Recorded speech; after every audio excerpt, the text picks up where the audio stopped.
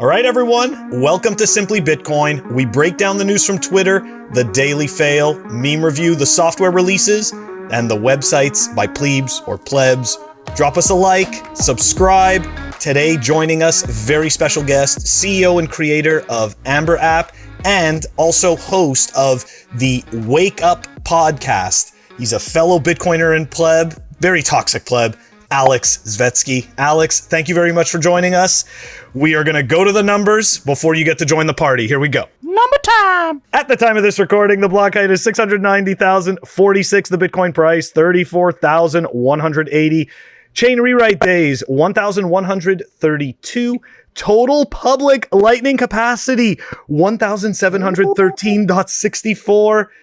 Bitcoin versus gold market cap, 5.43%. And sats per dollar, we're still close to that 3K, 2,926. But look at the freaking public lightning capacity. Crazy, dude. It keeps on going up. It keeps another all-time high. If it wasn't for that, dude, I would have just said skip the fucking numbers because we've been saying the same exact fucking numbers for the last fucking 3 months. I gotta pump those numbers up. Those are rookie numbers. I can't handle it anymore. I can't come up with anything else fucking new to say, bro. It's the same old shit, but the lightning puts a smile on my face. That's what I meant to say. But anyways, Phil, it's time for it. The daily fail. So tweeting this story again because it's just so disturbing. Cry harder, Amy. Cry harder. What story is she talking about? Okay, so she's an independent journalist that writes terribly about Bitcoin, just for the people that don't know. It's always FUD. It's always garbage. This person's been around Bitcoin long enough that they should have been accumulating it, but they didn't, so they're poor. Okay? And I'm not talking about like poverty of money. I'm talking about poverty of the spirit even. Okay? We're not just talking about dollars and cents. Anyways, let's take a look at this article. The facility on the shores of Seneca Lake is owned by the private equity firm Atlas Holdings and operated by Greenwich Generation, which we've talked about. Mm-hmm. They have increased the electrical power output at the gas-fired plant in the past year and a half and use much of the fossil fuel energy not to keep the lights on in surrounding towns, but for the energy-intensive mining of Bitcoins. So that, I mean, don't get me wrong, but there's obviously there's absolutely no sources for this. Okay, it is completely ridiculous. So they're making this claim, right, that, you know, that Bitcoin is the cause for this extra energy use, but nowhere are they explaining how much of this energy is being used by Bitcoin, okay, in any way, shape, or form.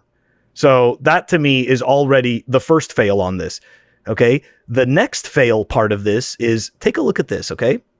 The Greenwich plant houses at least 800 computers and is looking to install more. So don't get me wrong, but like, are they talking about, because if they're talking about computers, like computers don't actually mine Bitcoin today. It's ASICs that mine Bitcoin. So I'm not sure if that's just, you know, because they didn't know, but to me, that really doesn't tell me anything. And if they're being paid for this energy generation, I don't really see a problem with it. Okay? Like, to me, it just doesn't make any sense at all. So while we're all paying attention to this, right? Bitcoin's boiling the ocean, right? This particular plant is destroying that particular lake, okay?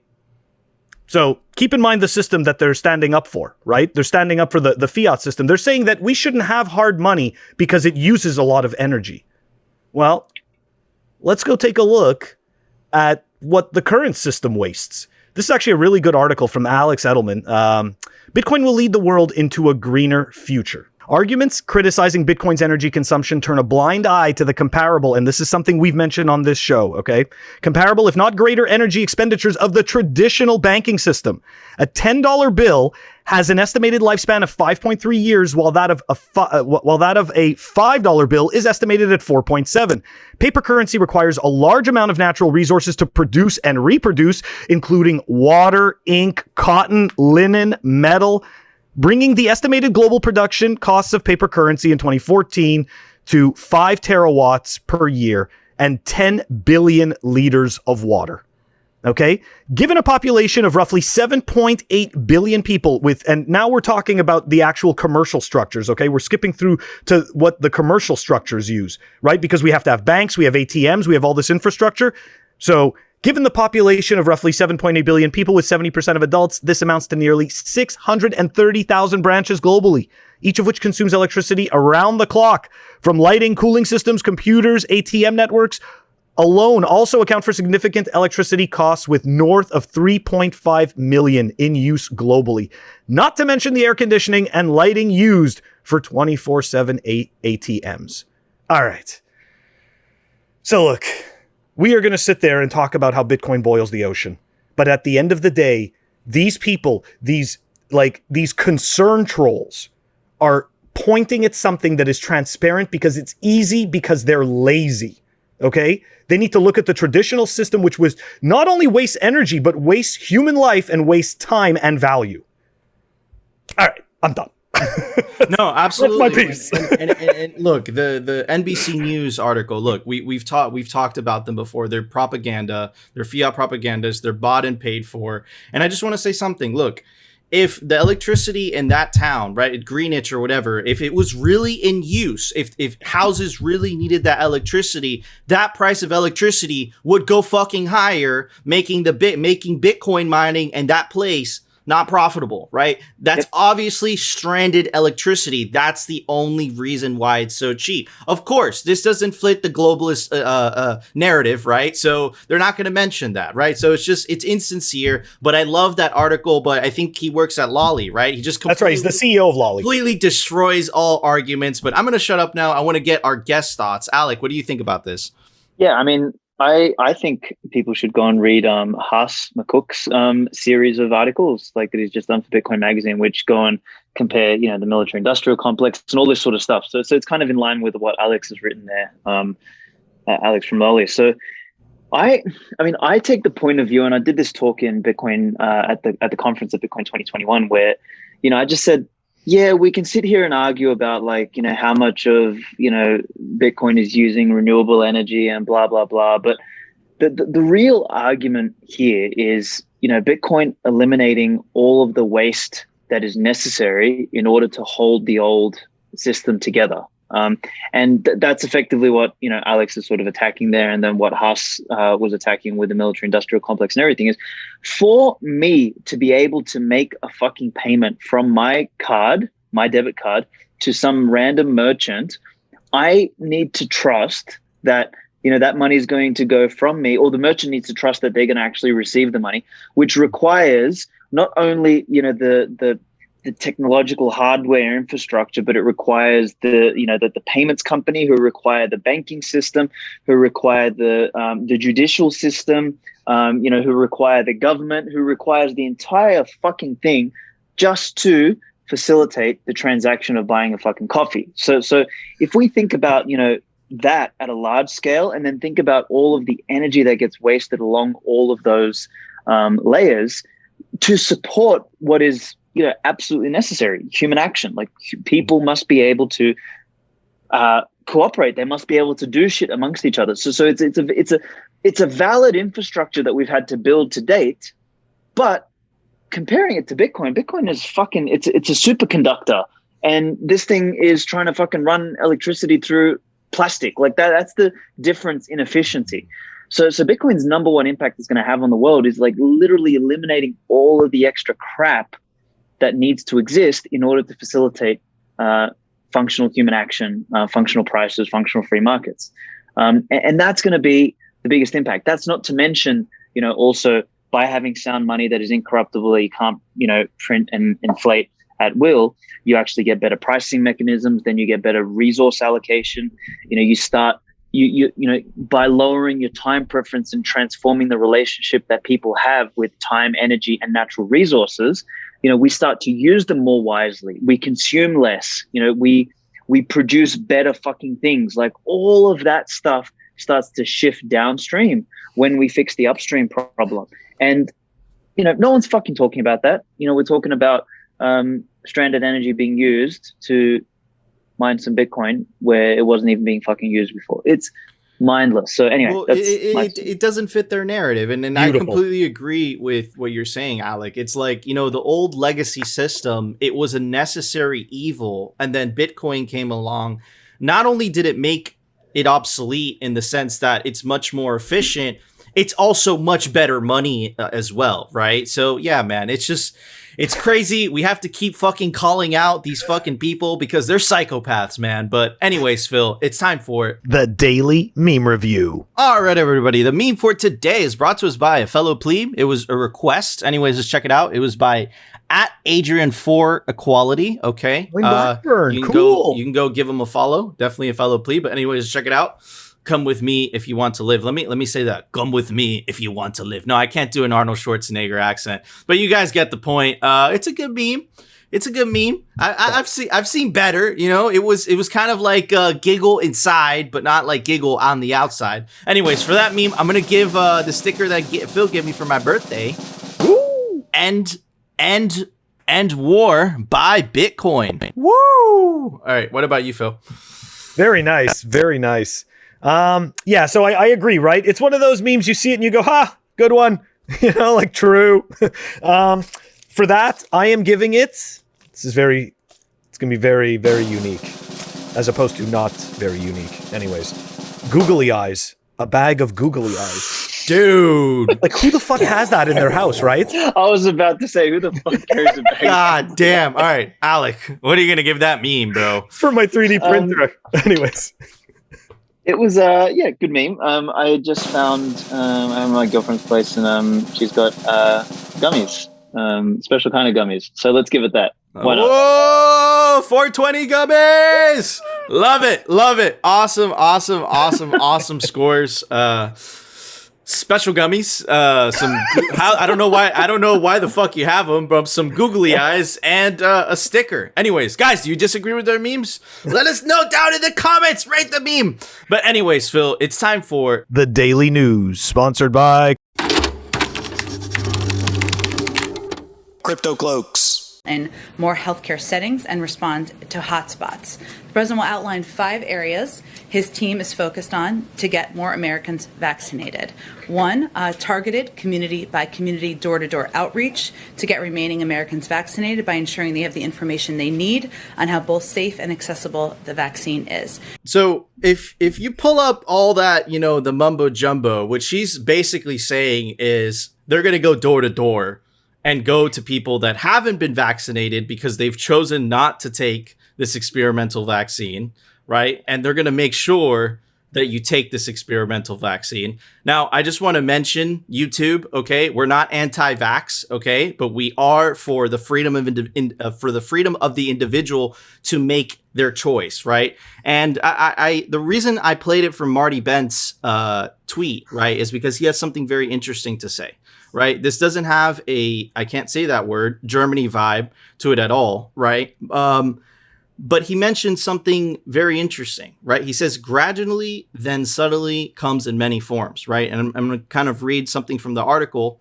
It says, if let's say the gassing of the Jews in 1943 had come immediately after the German firm stickers on the windows of non-Jewish shops in 1933, people would be outraged. Right. But if you go slowly, you know, if you do, you know, totalitarian things, but you increment them slowly, people don't tend to notice, right? Mm-hmm. So again, would you ever have imagined in the United States of America, you know, the government going door to door, making sure if you're vaccinated or not, or if you have taken the vaccine or not? No, right? And it gets even worse, right? Check out this article that came out today by Patrick Bayer. And let's check out the article. Today, the European Parliament approved the e-privacy derogation, allowing providers of email and messaging services to automatically search all personal messages of each citizen for presumed suspect content and report suspected cases to the police.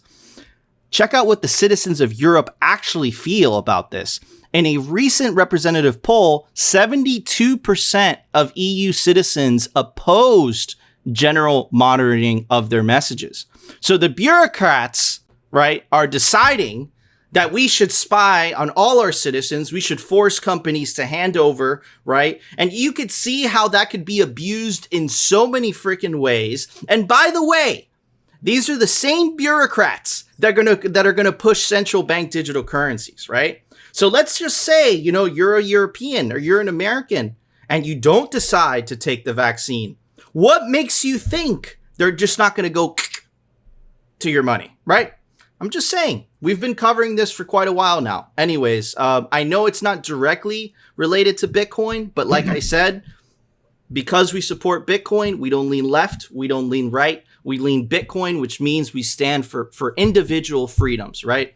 Anyways, Phil? Yeah, I think we definitely need to, take a step back, zoom out, and take a look at what this means, symbolically, right? In reference to our current situation. Never did we imagine that you'd have entire countries quote unquote, shut down, economic activity shut down because of something you can't see, taste, smell, or anything. People essentially claiming scientific expertise when, at the end of the day, all it is just constant messaging, repeated messaging over and over again. This all gets very scary. So again, to your point, right? If we put aside what we're talking about, right, with COVID and what happened, if we just take a look at what happened in society and a structure, we've had our liberties reduced, right? For the most part, unless you actually stood up and, fought against it and possibly ended up in jail in some cases, and some other cases, fined, right? Like we saw with Francis Pulio, fined because he decided to go to the park and have lunch. He's still alive, mind you. He went to the park and had lunch. Anyways, I think this is scary shit. I didn't think I would ever see anything like this as a kid. I would have never imagined that any of this type of stuff could happen. The idea that all of a sudden politicians are going to send, they can brand whatever the fuck that job is as whatever they want. But at the end of the day, that is a government arm coming around to check if you've been vaccinated or not. That's really not much different than coming around and asking for your papers. That's some freaky shit. And unfortunately, I know that people get really pissed off with the, the comparisons, to 1940s Germany. But at the end of the day, okay, these people are, if we zoom out, we look that the steps are incremental and they're slow and they're methodic. Okay. And we are all being fed the same rhetoric. And this is scary and we should be worried. Remember, it was 2 weeks to curve the whatever, right? And now we're getting last year. That was like literally 2 weeks to curve the whatever, right? And now they're sending people to your homes to make sure that you take this experimental vaccine. Absolutely bonkers, right? And again, to specify, YouTube, we're not anti-vax, but we do support the individual making their own decision whether they want to take that jab or not. Anyways, Alec, what are your thoughts? Yeah, man. Last year, when the lockdowns first happened, March 16th, the proof of work is there. I wrote an article called Corona Didn't Cause It. And, the basis of the article was governments, if we allow lockdowns to stand, if we allow, this idea that we don't have the charge over our own capacity to choose whether we want to go and risk it or stay inside. If we allow that to stand now, step by step, this is going to get worse. It's going to end up being a multi-year lockdown. It's going to end up being forced vaccinations. It's going to end up all of this sort of stuff. And I got so much backlash on that. It was March 16th when I wrote it. And then a couple of days later, Pete McCormack and I did the podcast where, I obviously took the position against this. And I think probably three of the most vocal people from the beginning were me, Francis, and Seyfuddin, about this, at least from what I could tell. And I don't know, man. And I got so much heat in the first month, like from everyone, even from, fellow Bitcoiners and everything's like, you're over exaggerating it, this and that. And I think what people forget to do is realize that, transformations happen over time, like, which is the incremental thing that you're talking about. But there's a specific reason why they happen over time, and it's psychological in nature. Is if you've got a values framework, which is sort of this kind of on a social scale is like the Overton window, right? But if you've got a values framework and you, for some exceptional reason, are asked to slightly move your values framework a little bit, you make the exception the first time and you set the precedent for making subsequent exceptions because you've already transgressed slightly you already feel a little bit bad about it. And then when you're asked to do it again, you're like, well, I already did it. So you've actually got kind of this sunk cost fallacy, that kind of takes, which is, I've already done it. And if I don't do it again, then I'm actually a hypocrite. So then you start to logically transform your brain into, no, I actually should do this because, it's the right thing to do. And slowly by slowly, what starts off as a mild transgression actually transforms into a need to stay, in a sense, consistent in a fucked up way to the original movement outside of the values framework. And what that does is it creates this, this compounded or this spiral or this, this slippery slope effect where before you know it, to just like any means justify the end of trying to, find peace with the original transgression. And it's really fucking dangerous. And this is why, I've always had utmost respect for people like Ayn Rand and everything who everyone has always framed as, an uncompromising bitch, for example, or toxic Bitcoiners, as this sort of intolerant, pack of assholes who won't, shift their opinion or won't change or won't budge. It's like those people are extraordinarily important because that is the first and final barrier from complete systemic collapse. Mm-hmm. And when I see this shit happening, and as soon as they started talking lockdowns last year, I was like, fuck me, this is going to be a disaster. And here we are, well over a year later.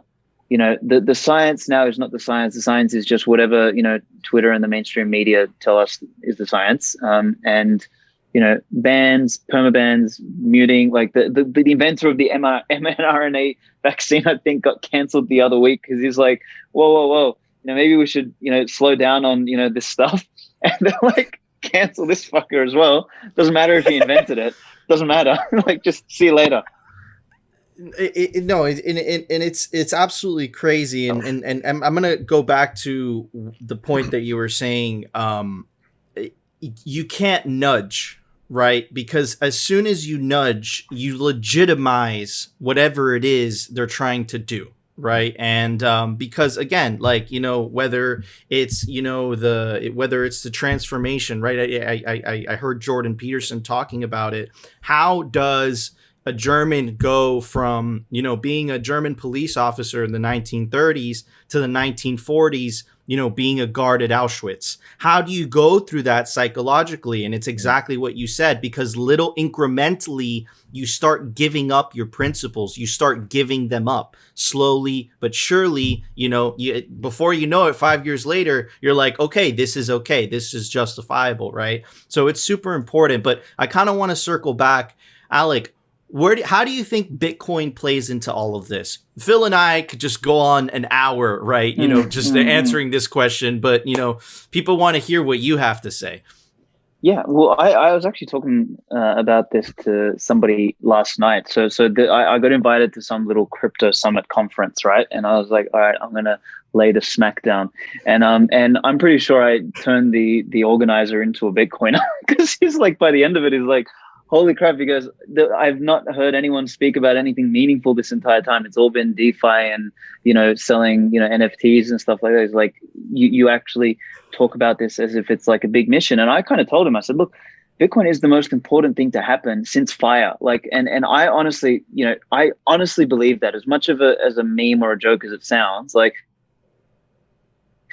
electricity, the internet, oil, all of this stuff, I think was the precursor for Bitcoin. Like that's the most important innovation that we've had since we figured out fucking fire, which was energy. So what Bitcoin represents is resource, time, and energy, packaged up into something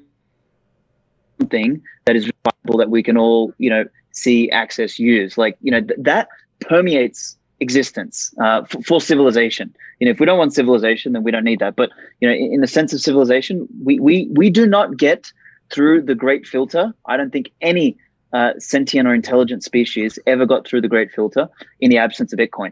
And the reason is that, so tying it back to the whole, this, lockdown and, whatever we've seen in the last 18 months, is that can only be done when you deny reality. And the reality that I'm specifically speaking about is economic reality, which economic reality is the reality of time and energy.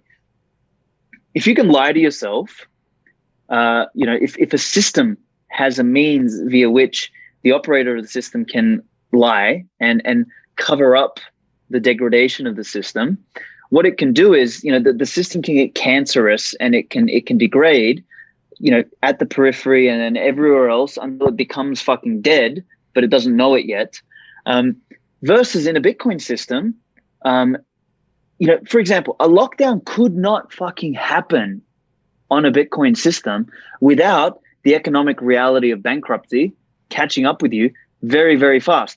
And when the economic reality of bankruptcy catches up to you extremely fast and you have no food, no fuel, no fucking way to do anything, you will get a riot straight away. Like if you're a government on a Bitcoin standard, your people will be knocking at your door within the week.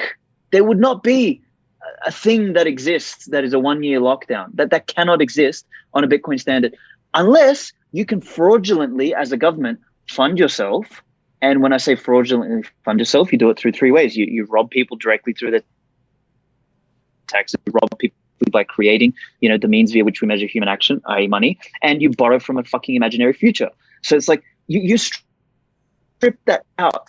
You cannot have lockdowns. Like, the example I used to the dude yesterday was I said, I bought a fucking plane and I don't want to wear a fucking mask. Everyone else is free to do whatever they want. They want to put hazmat suits on. They want to do whatever. Like, they can do that. Wrap themselves in fucking plastic. Good on them. Happy for you, bro. But I don't want to. And I pay you money to get on the fucking airline. And the thing is, they don't care because they don't care about having customers.